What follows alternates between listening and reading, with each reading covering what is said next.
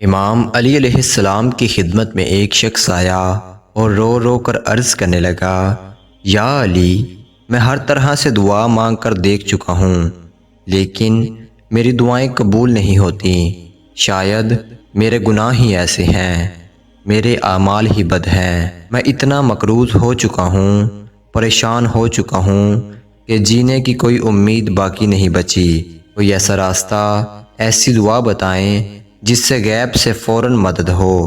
بس جیسے ہی یہ عرض کیا گیا تو امام علی علیہ السلام نے فرمایا، اے شخص، تمہاری دعا اللہ کے دربار میں قبول اس لیے نہیں ہوتی کیونکہ تمہارے گناہوں کے بوجھ تمہارے اور تمہاری قبولیت کے درمیان رکاوٹ ہیں۔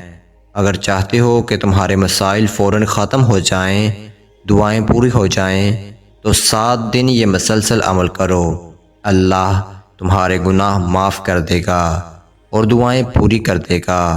وہ شخص عرض کرنے لگا، یا علی، کون سا عمل؟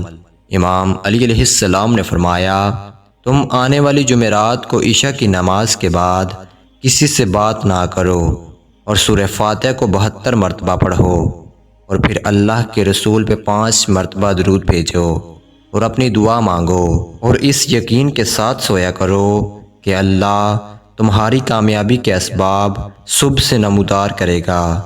تم جمعرات سے لے کر اگلی جمعرات تک جب یہ 7 راتیں مسلسل عمل کرو گے تو اللہ پاک کے فضل و کرم سے تم اللہ کی خاص رحمت پاؤ گے، جس سے تمہارے گناہ معاف ہو جائیں گے اور تمہاری دعائیں پوری ہو جائیں گی۔